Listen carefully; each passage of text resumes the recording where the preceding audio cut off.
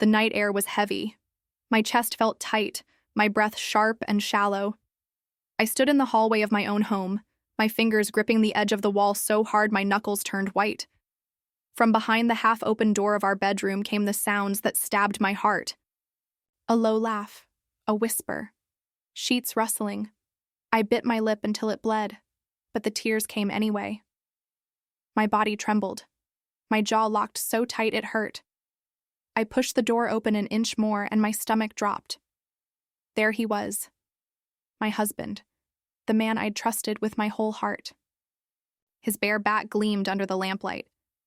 And next to him, her. My cousin Amanda. My blood, my family.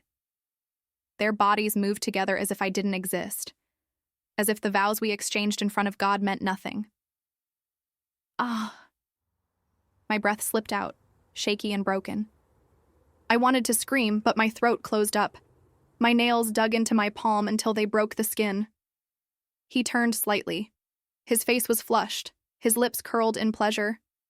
He kissed her neck the same way he used to kiss mine. My vision blurred with tears, but behind the pain, something darker stirred. My heart cracked, but inside that crack, a fire began to burn. That night, a part of me died. But another part, the part they would come to fear, was born. Before that night, before my world cracked open, I thought I was living the life people dreamed of. My name is Rachel Carter. I grew up in the suburbs of Columbus, Ohio. Life was simple, predictable, and for the longest time, I liked it that way. I met Mark, my husband, when I was 25. He was tall with warm, brown eyes that always seemed to smile before his lips even moved. He had this charm about him, the kind of charm that made you feel like you were the only person in the room. On our first date, he pulled out my chair before I sat. I remember laughing when he stumbled on a crack in the sidewalk and almost spilled his coffee, but he just grinned and said, "Guess I'm already falling for you." My cheeks burned red, and I knew right then, this man had me. We got married 2 years later. It was a small wedding at a little chapel outside the city. My family was there, his family too. We danced under strings of white lights in the backyard of my parents' house. I can still see it in my head. Me in my lace dress, his hand firm. On my waist, our friends clapping to the beat. Amanda was there that night too. My cousin, Amanda, had always been the wild one in the family. Blonde hair, blue eyes, the type of girl who walked into a room and instantly owned it. People called her the fun cousin. She cracked jokes, made everyone laugh, and never stayed. Too long in one place. We'd grown up close. Summer breaks, sleepovers, whispered secrets under the covers. She used to tease me for being the good girl, the one who followed the rules. But deep down, I loved her spirit. She made life exciting in ways I never dared to. At my wedding, she hugged me so tight I could barely breathe. "You're glowing." "Rach," she said with a wide grin. "Mark is lucky. Don't you forget that." I smiled, touched by her words. How could I have known? Back then, everything seemed perfect. Mark and I moved into a 2-story home in a quiet neighborhood. White siding, green shutters, a little front porch where we'd sip coffee on Sunday mornings. Neighbors would wave as they mowed their lawns. Kids rode bikes down the street. It felt like the American dream. Inside, life was warm. I'd wake up to the smell of pancakes. Mark loved cooking breakfast on weekends. He'd hum little tunes while flipping the batter. Sometimes he'd peek around the corner with batter on his nose, and I'd laugh until my stomach hurt. We'd cuddle on the couch at night, watching old movies.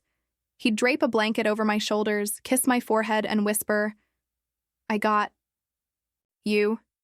His arms always felt safe, solid, unshakable. Family was a big part of our lives, too. We hosted barbecues in the backyard every summer. Amanda would swing by often, bringing her loud laugh and bold stories. She'd toss her blonde hair over her shoulder, leaning close when she talked. Mark would chuckle at her jokes, and I'd join in, never once questioning it. Sometimes I caught Amanda's eyes lingering on him a little longer than normal, but I brushed it off. She was flirty with everyone. That was just Amanda. My parents adored Mark. My dad would slap him on the back and say, "You're a good man for my daughter." My mom would smile proudly whenever people talked about how happy we looked together, and we did look happy, at least from the outside. I remember one Christmas in particular. We'd all gathered at my parents' house. Snow was falling thick outside, the fireplace crackled, and everyone wore those ugly holiday sweaters. Amanda sat on the couch beside Mark, telling a story about some guy she had dumped. She threw her head back laughing, brushing her hand casually against Mark's arm. I saw it, the touch, the closeness. But Mark only smiled politely, leaning back, against the couch. I told myself it was nothing. After all, I trusted them both with my life. I laughed too, shaking my head. "Amanda, you're impossible," she winked at me. "And you love me for it." And I did. Or at least I thought I did. Back then, I believed betrayal was something that happened in movies or on TV. Not in my world, not in my family. I remember lying in bed one night, curled against Mark's chest. His breathing was steady, calm. I whispered, "Promise me something."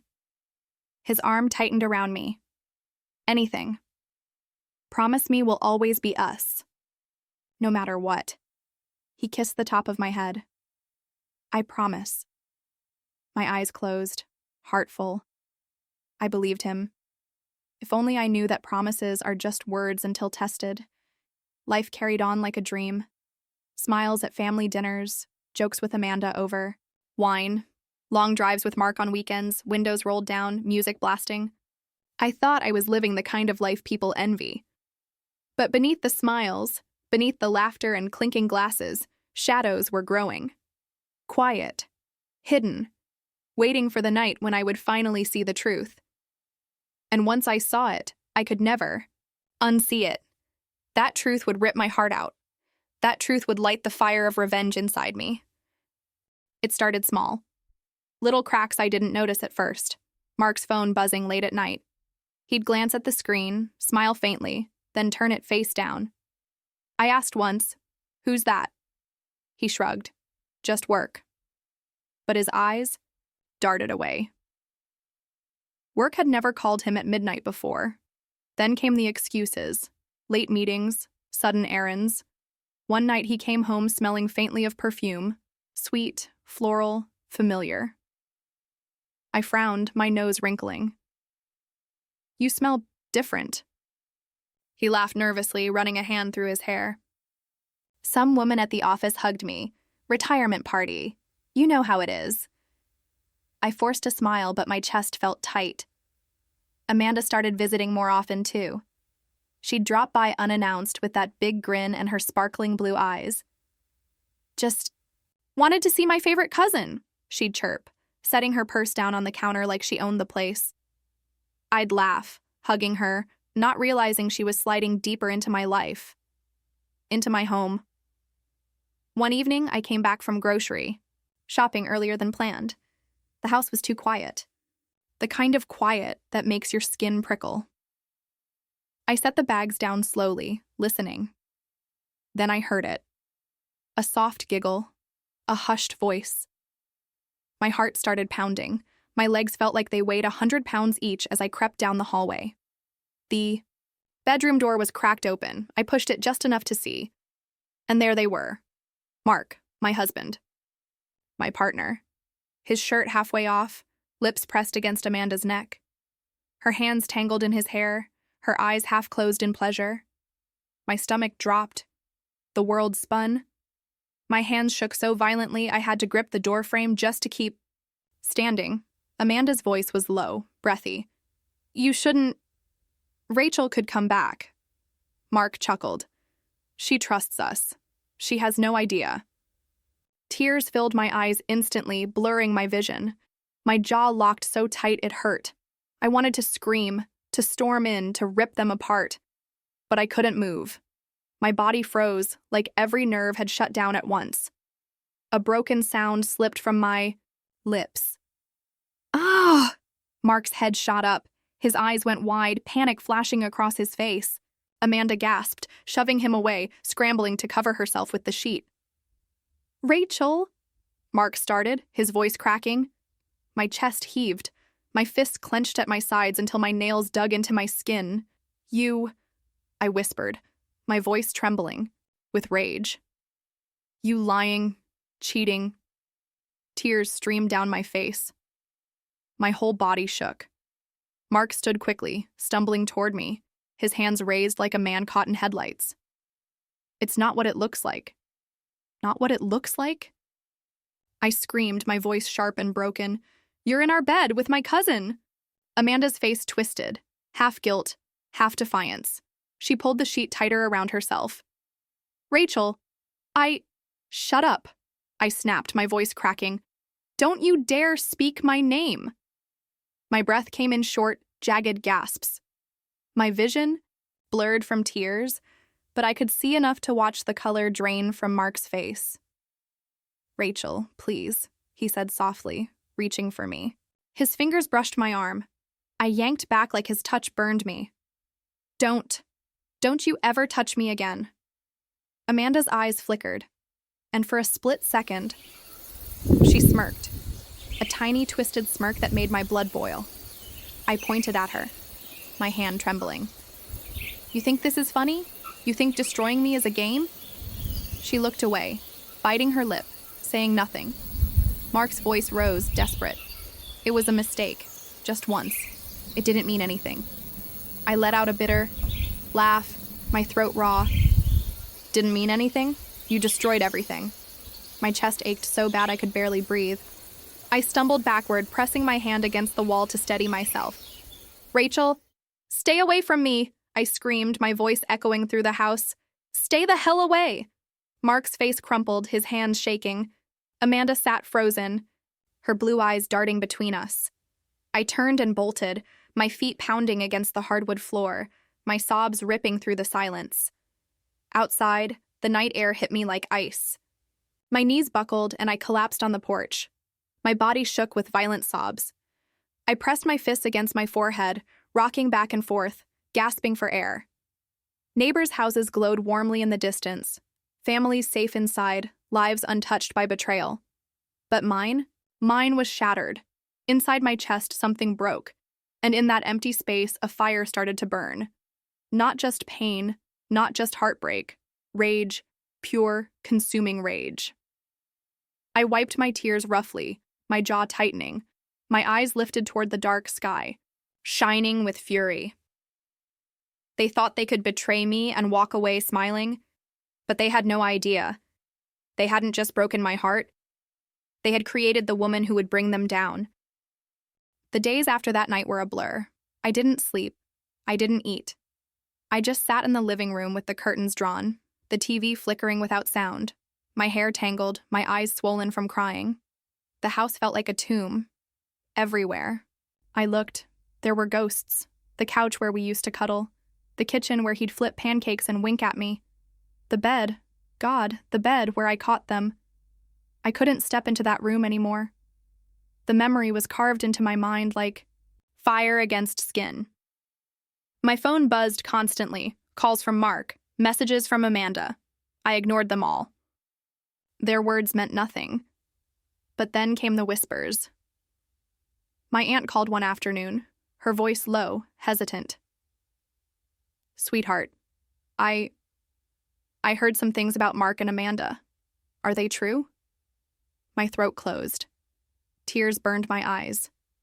"Yes," I whispered, my voice breaking. "It's true." She gasped, then sighed heavily. "Oh, Rachel." Soon the whole family knew, and with that knowledge came sides. Some relatives shook their heads, disgust in their voices. How could Amanda do that to her own blood? But others made excuses. Maybe Rachel wasn't paying enough attention to Mark. Maybe Amanda didn't mean to hurt her. Their words cut deeper than knives. I'd walk into family gatherings, and the room would fall silent. Eyes darted. Whispers spread. Amanda would sit there, hair perfectly curled, lips painted red, pretending she was the victim. And Mark? He'd stand beside her, not hiding, not ashamed, his hand on her back like she belonged to him now, My chest burned every time I saw them together. I clenched my fists so tight my nails left crescent moons in my palms. One night, at a barbecue my parents insisted I attend, I saw it all too clearly. Amanda was laughing, tossing her hair back, her hand brushing Mark's arm. Mark leaned close, whispering in her ear. She giggled, glancing at me with eyes full of challenge. I felt my stomach twist. My face burned hot, my hands trembled as I set down my drink, my jaw locked. I whispered under my breath, God. I left early that night, my car swerving slightly as tears blurred the road. Alone in my room, I collapsed onto the floor. My chest heaved, my breath ragged. I pressed my forehead against the carpet, sobs tearing from my throat. I looked in the mirror the next morning and barely recognized myself. My hair was a tangled mess, my skin pale, my eyes hollow. Amanda looked like she was glowing and I looked like I was dying. That thought hit me like a brick. Why should she glow while I crumbled? Why should they laugh while I drowned in misery? One night, I overheard my parents in the kitchen. My mom's voice was soft but heavy. I'm worried about her. She's fading away. My dad sighed. She's stronger than she thinks. She just doesn't know it yet. Stronger than I think. The words stuck with me. But at that time, I didn't feel strong. I felt broken, useless, invisible. I stopped answering friends' calls. I stopped showing up at work. Bills piled up on the counter. Dust gathered in corners of the house. Meanwhile, Mark and Amanda paraded their affair like it was something beautiful. They posted pictures together, smiling, holding hands. Family tagged them in posts, pretending it was normal. Each photo was a dagger to my chest. One evening, I saw them at the grocery store. Amanda wore a short red dress, her arm hooked through Mark's. They strolled down the aisle like a couple on vacation. She spotted me, and for a second, her lips curled into that smirk again. I froze. My hands tightened around the cart. My face went pale, then flushed red. My chest rose and fell rapidly. Mark looked at me, guilt flashing in his eyes, but he didn't. Let go of her hand. I turned and walked away, my throat tight, tears burning behind my eyes. That night, I collapsed again. On the kitchen floor this time, my back pressed against the cabinet doors. I hugged my knees, rocking slightly, whispering to myself, "Why me? Why me?" But as the days dragged on, something shifted. Every time I saw Amanda laugh, every time Mark pretended he had no shame, every whisper behind my back, every pitying glance from strangers, the pain turned to anger, the tears turned to fire. One night, I looked at myself in the mirror again. Same messy hair, same swollen eyes, same broken woman staring back. But this time, I tilted my head, narrowing my gaze. My lips pressed into a thin line. I whispered, voice sharp, "No more." My fists clenched at my sides. My jaw locked. My back straightened. Amanda thought she had won. Mark thought he had replaced me. But they were wrong. They hadn't destroyed me. They had awakened me. And now, they would pay. The day I decided to fight back, the air felt different. I woke up and for the first time in weeks, I didn't cry. I didn't stare at the ceiling wishing I could disappear. Instead, I sat on the edge of my bed, shoulders slouched at first. Then slowly, I straightened them. My back stiffened, my eyes sharpened. I caught my reflection in the mirror. Same face, same tired eyes. But something had changed. I whispered firm this time. "You are not broken. You are not done." My lips curled into the smallest smile, bitter but real. From that day, I made myself a promise. I would rise. I would take everything back. And when I did, Mark and Amanda would regret every lie, every laugh, every betrayal. It started with small steps. I cleaned the house, scrubbing every corner until my hands ached. I opened the curtains wide, letting the sunlight flood in. Dust and shadows had ruled long enough. Then I worked on myself. I joined a gym. At first, I was weak, out of breath after 5 minutes on the treadmill, arms shaking from the smallest weights. But every day I returned. Sweat poured down my face, my chest burned, but I pushed harder. My muscles grew firmer, my posture stronger. One evening, I looked in the mirror at the gym. My hair was tied back, sweat dripping down my neck, but my eyes blazed with fire. The trainer patted my shoulder. "You've got fight in you," I smiled faintly. "More than they'll ever know." At home, I began studying. Not romance, novels, not self-help, but law, property law, divorce settlements, custody battles. I read case after case, highlighting words, taking notes late into the night. My desk was littered with papers, my fingers smudged with ink. Knowledge became my weapon. I researched Amanda too, her job history, her debts, her past relationships. Every crack in her armor, I found it. I even hired a private investigator, something I never thought I'd do. A gruff man named Leo with sharp eyes and a voice like gravel. He slid a folder across the diner table one night. "Your cousin has a record. Not criminal, but financial messes everywhere. Unpaid loans, credit cards maxed out. She's been using your husband to climb out of the hole." I clenched my jaw, flipping through the photos and documents. My chest burned with fury. "So she's not just a thief of love, she's a leech?" Leo smirked. "Exactly." I tucked the folder under my arm, my shoulders square. Good. This is exactly what I need. As weeks passed, people noticed the change. At family gatherings, I no longer looked small or broken. I walked in tall, head high, eyes steady. Whispers still filled the room, but they sounded different now. Curious, nervous. Amanda noticed too. I saw it in her eyes one evening at my aunt's birthday dinner. She wore her usual short dress, laughing too loudly at Mark's jokes, touching his arm like a badge of honor. But when her eyes met mine, her smile faltered for just a second. Because I wasn't crying anymore. I was staring straight at her, chin up, eyes sharp, a faint smile tugging at my lips. She shifted in her seat, adjusting her necklace, looking away, and I thought, good, be nervous. I started to plan. Step 1, expose them. Step 2, take everything they valued. Step 3, make sure they never forgot. The day they crossed me. I began collecting evidence.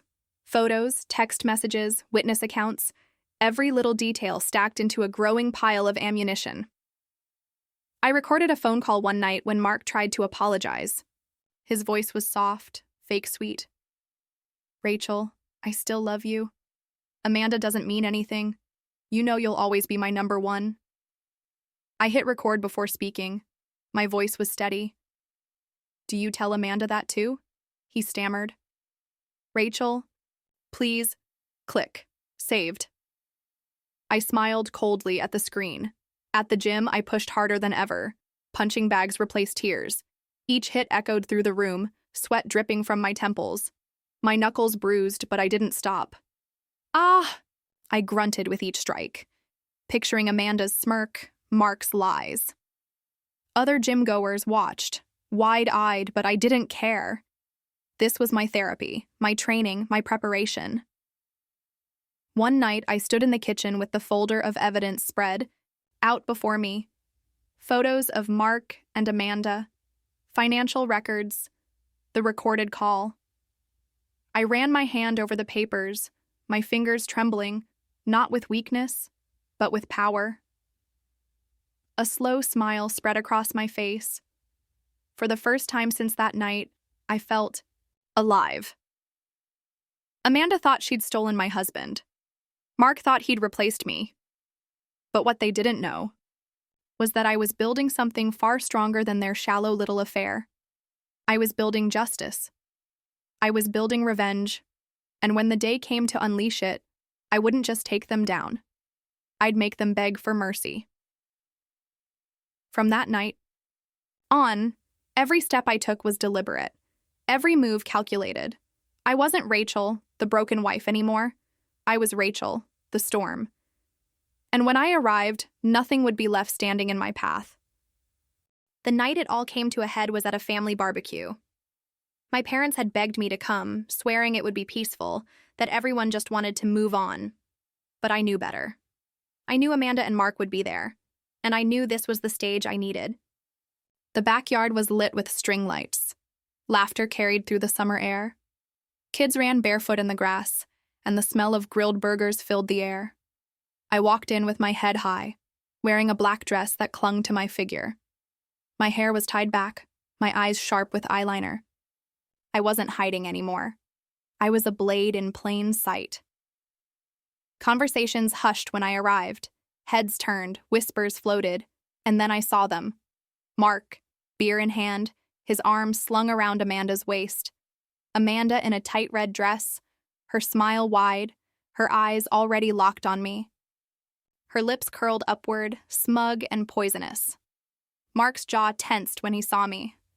His smile faltered, replaced with unease. I smiled faintly.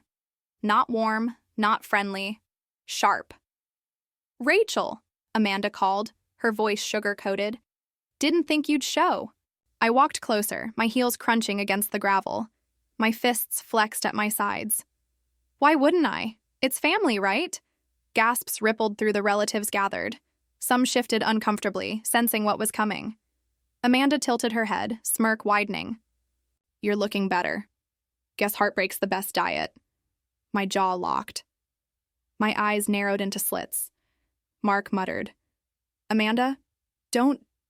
But I cut in, my voice sharp as glass. "No, let her speak. I want everyone to hear just how low my cousin will crawl for attention." Amanda's smirk flickered. The crowd grew tense. I stepped closer, my voice rising. "You betrayed me, in my house, in my bed. And now you stand here, smiling, like you've won something?" Amanda scoffed, tossing her hair. "Please, Rachel. Mark was never happy with you. I just gave him what he really wanted." The words hit like a match on gasoline. A hot rush of fury surged through me. My chest rose and fell, my fists trembling. I let out a sharp, broken sound. "Ha! Ah!" Before I knew it, I lunged. My fist connected with Amanda's jaw, the crack echoing through the yard. Gasps erupted. Drinks spilled. Amanda stumbled back, shrieking. "You psycho!" Mark grabbed my arm, yanking me back. "Rachel, stop!" I twisted free, my eyes blazing. "Don't you touch me!" The rage in me exploded, years of love and betrayal boiling over. I shoved Mark hard in the chest. He stumbled, nearly falling. "Everything you had was because of me," I shouted, my voice raw. "The house, the respect." "And you threw it away for her?"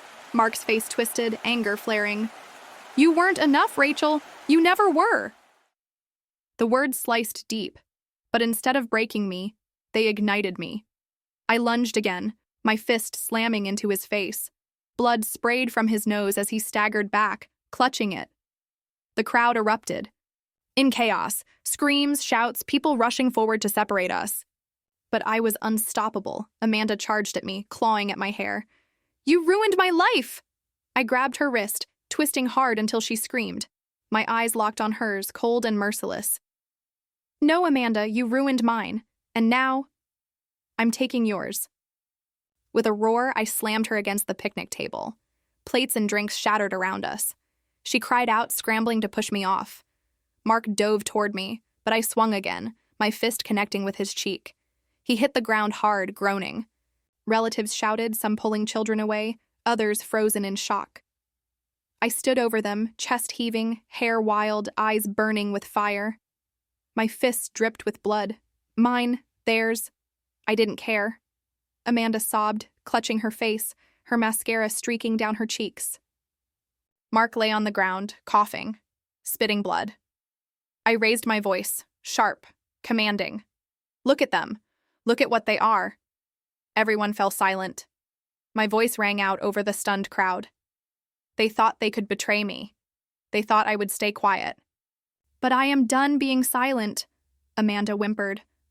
Mark groaned. I leaned close, my voice low but deadly. "This is only the beginning. I'll strip you of everything, your comfort, your pride, your lies. You'll have nothing left but the memory of what you stole from me." Gasps rippled again. Some relatives nodded faintly, others looked away, but no one moved to defend them. I straightened, my chest still rising and falling with fury. I turned toward the crowd, my voice fierce. Family is supposed to protect you. Love is supposed to honor you. But when blood betrays blood, there is no forgiveness. I spat at the ground, inches from Amanda's trembling hands. Then I walked away, my shoulders square, my steps steady. Behind me, Amanda sobbed and Mark cursed under his breath, both broken, humiliated in front of everyone. The fire inside me wasn't out yet, but for the first time since that night, I felt powerful. Justice wasn't finished, but it had begun. The barbecue fight was only the spark. The real fire came after. News spread fast. By the next day, everyone in the family and most of the neighborhood knew exactly what had happened. Videos surfaced online, shaky phone footage of me knocking Amanda to the ground, Mark bleeding from his nose. People couldn't look away, and with that attention came exposure. The folder I had built, the evidence, the photos, the financial mess Amanda tried to bury, I released it. Quietly, carefully, one piece at a time. Emails to family, anonymous, tips to her job. Screenshots posted where I knew they'd sting. Amanda's perfect little world crumbled overnight. Her boss discovered she had been using company credit cards for personal expenses. Fired. Her landlord found out she'd lied on her rental application. Evicted. The cousin who had strutted into my life like a queen was now sleeping on couches, scrambling for money, her phone blowing up with collectors.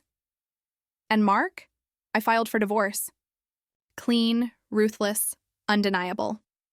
With the evidence I'd collected, the judge had no sympathy for him. I got the house, I got the savings. He got nothing but debt. I'll never forget the look on his face in court. His fists clenched, his jaw locked, but his eyes showed fear. For the first time, he was the one losing everything. Amanda sat in the back of the courtroom, sunglasses on, her face pale. She couldn't even meet my gaze. When the judge slammed the gavel, finalizing the ruling, a calm washed over me. My lips curled into the smallest smile. After the legal dust settled, I focused on me.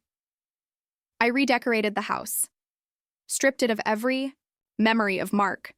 Fresh paint on the walls, new sheets on the bed, photos of me smiling, me with friends, me hiking, me living. The kitchen, once filled with his humming, now filled with my music. I danced barefoot on the tiles, laughing, free. I returned to work, my head high, my voice steady. Colleagues whispered about the drama, but their eyes held respect. Because I hadn't just survived, I had fought back.